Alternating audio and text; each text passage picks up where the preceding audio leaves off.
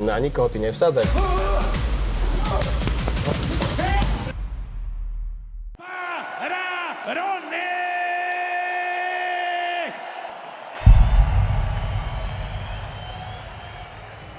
Ahojte, sme tu zas. Ďalší vlog pred ďalším zápasom. Máme rozhovor s Jakšom, pôjdeme si dojeme nakúpiť nejaké veci a plus ma čaká ťažký tréning. Čiže poďte so mnou, ukážem vám to. Vieš čo, teraz si idem. Odtiaľ. Máme super prejslo. Pár tónov slnečných vám nedám, spievam, kým mi stačí a hrám.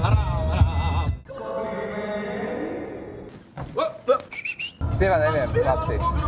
Fakt, za to nemám talent, ale strašne rád spievam, ale vôbec neviem spievať. Nemám melódiu, nemám rytmus, nemám nič. Ale to mi stále nebráni nespievať, čiže stále si viem zaspievať v aute sám.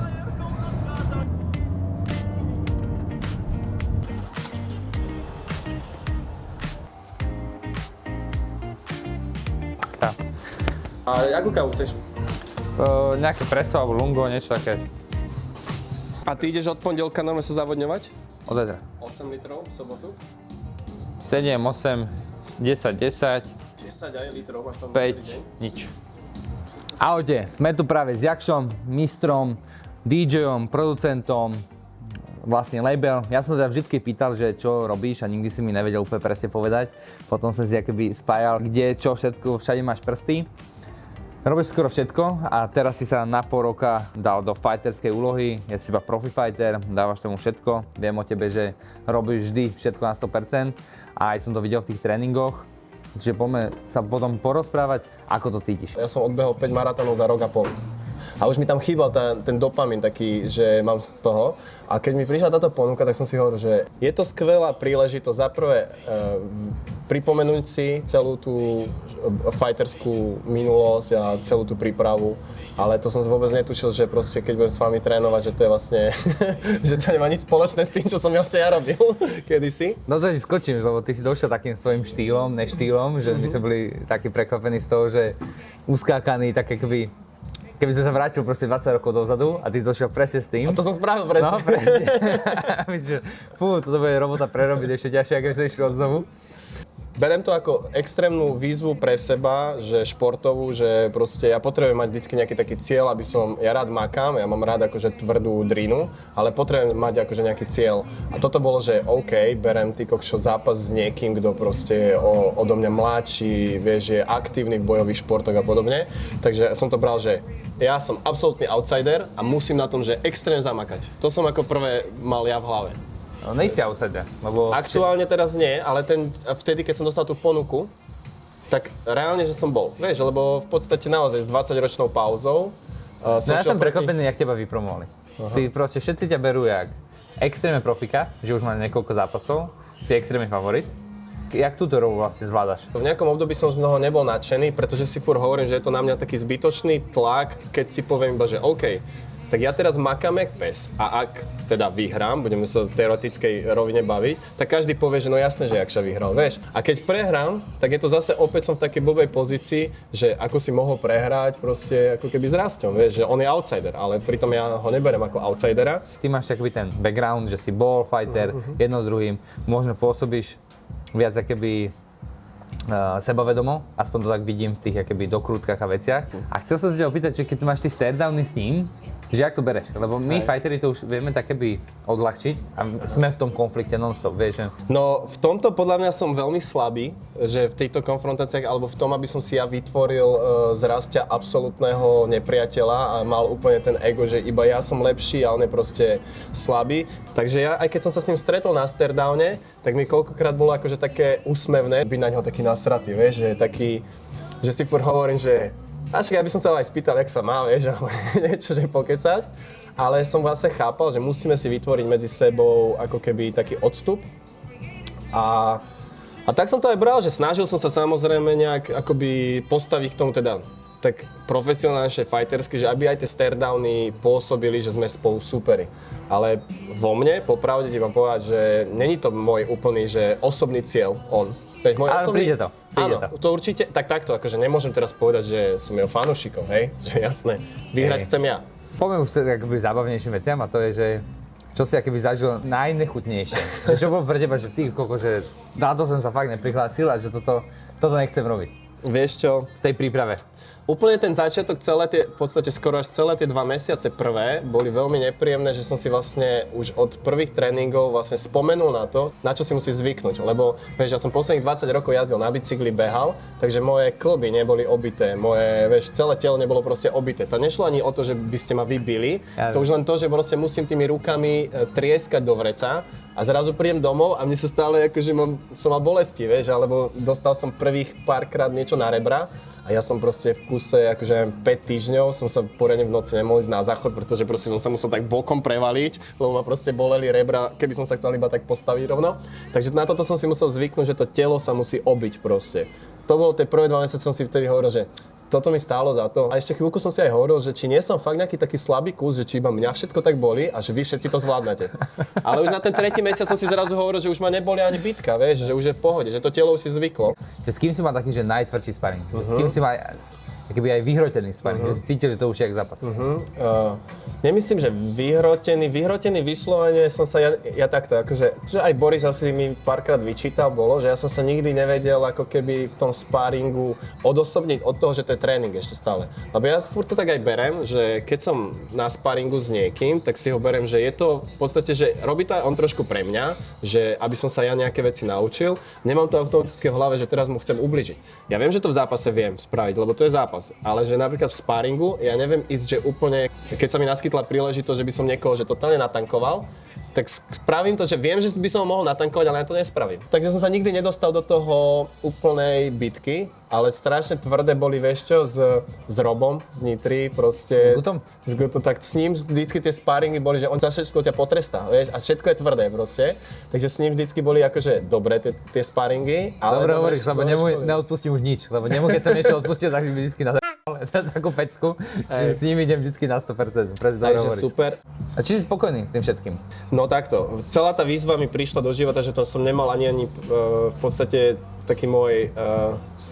Akože ja som len nerozmýšľal nad tým, že sa niekedy idem lúčiť s týmto fighterským životom, lebo ja som myslel, že už ho mám rozlúčený pred 20 rokmi. A zrazu prišlo toto, tak si vravím, OK, tak idem sa rozlúčiť teda s tým, že vlastne som sa nikdy nerozlúčil, že som odišiel tak do ticha, takže to vezmem ako záver. Ja som mal 150 tréningov od začiatku roka. A vieš, že tie tréningy ani jeden nebol taký, že by sme tam pokecali. A potom si hovorím, že wow, že tak ja som od začiatku roka spravil 150 tréningov, z ktorého každého som žmýkal tričko. Že to je brutál, že čo som spravil akože preto všetko. Každý sa ma pýta, vyhráš? A ja že počúvam, 2 chlapi v malých rukavicách idú do klietky. A prvýkrát, vieš, že? Prvýkrát, že to je 50-50. Ty si nemal podľa mňa zápas nikdy s malými rukavicách, Rastio nemal zápas. Je to... Vieš, že môžeš mať zápasov koľko chceš v tajboxe, ale tie malé rukavice sú úplne niečo iné, tam prechádza všetko. Áno. A tu fakt vidím, že 50/50. Áno. A toto ja to presne každému hovorím. Niekto mi aj teraz hovoril, keď vyšli teda tie kurzy, že počuj to, to je tutovka, že to idem na teba si vsadiť. Ja hovorím, že na nikoho ty nevsádzaj, že my sme, že to je, ja vravím, že to je 50-50 proste, že tam môže fakt padnúť jeden alebo druhý. Ja si myslím, že výhra je ten z nás, kto proste sa lepšie vyspíme v ten deň. Keby, vieš, že sa budeme do toho, ako v úvodzovkách, že pôjdeme do toho taký dobrý mindset. Máš lepšiu stratégiu a lepší trénerský tým, takže... No to určite. Hviezdy sú naklonené k tebe, takto. Dobre, ja by som to takto ukončil. Ja som rád, že som s tebou mohol takto pokecať, trošku ťa vyspovedať fightersky, že čo si o tom myslíš a vidíme sa obidvaja 6.6. v Typos Arene. Ďakujem pekne.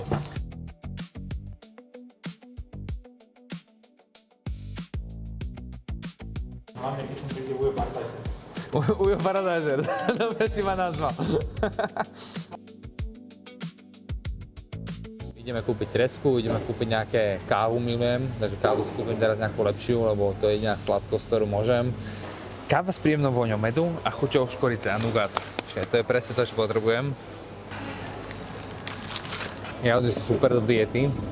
Jahody vyzerajú ako najviac sladké ovocie, ale má najmenej kalórií, čiže jahody ešte tento týždeň môžem. Ešte milujem v diete, keď si vieš spraviť takú, že vyzerá to, že je to strašne veľa. Je tam veľa zeleniny a veľa také sviežej zeleniny, že šaláty a také, to aj chrúpe. Ale má to, že málo kalórií, to fakt, že najlepšie. A potom kľudne si spravíme tutoriál, bude zo mňa Volk Octagonu.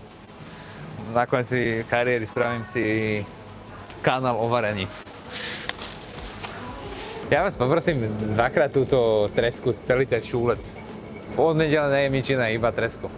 Toto ani nikto nevidí, lebo že mám dietu, ale trošku si môžem dať. Váhu mám dobrú.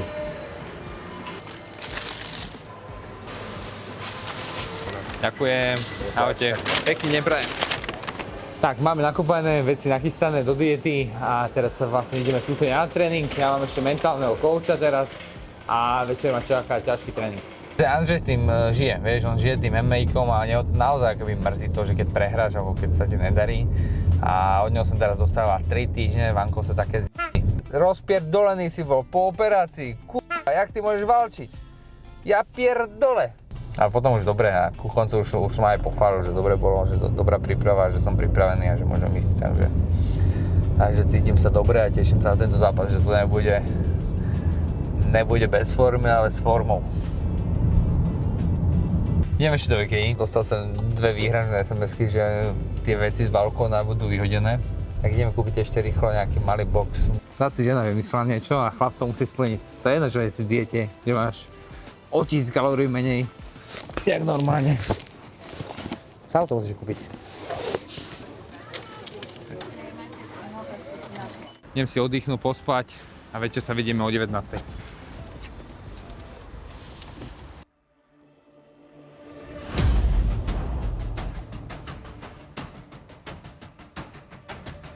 Teraz máme Jacka Granta, ktorý je taký bitkár. Taktika na tohto supera je taká, že bude ho veľa musieť cukať. To znamená, že budeš ho musieť veľa naznačiť mu úder, on na to bude musieť reagovať, treba tam vojsť, udrieť, vystúpiť z toho, počkať si ho a kontrolovať, lebo má také tendenciu, že vyprovokovať sa.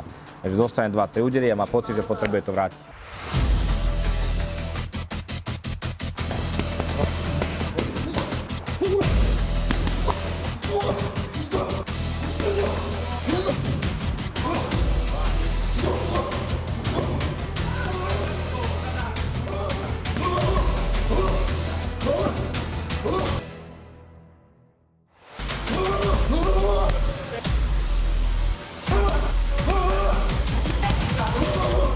Dobre, forma je. O superovi som povedal len toľko, že má veľa skúseností. Je taký, že veľmi dobrý wrestler za mňa. Jiu-jitsu som pozeral, tiež je výborný. S tým, že ten stand-up má tam určité chyby, ale je extrémne tvrdý. Prekonáva to ako silou. Rád sa pobije. Nemá rád, keď sa mu vojde do zóny, tak hneď ide šľahadnica. A myslím si, že to bude vás taká jeho slabina. Myslím, že toto bude fungovať, čo by sa na neho pripravili a že Ronnie je ideálny adept na to, aby toto vykonal voči nemu, že ho tam pekne stopnúť a po prípade ukončiť. A chcel by som vás všetkých pozvať túto sobotu na Octagon na Ondreja Nepelu 6.6., kde sa predstaví vlastne Ronko náš a náš Jakša, ktorí sú pod našimi vlajkami a idú nás reprezentovať. Verím, že tam prídete ma podporiť. Veľmi sa teším na túto akciu, teším sa na to domáce publikum, na tú atmosféru a verím vo víťazstvo a ideme si preto. Čaute.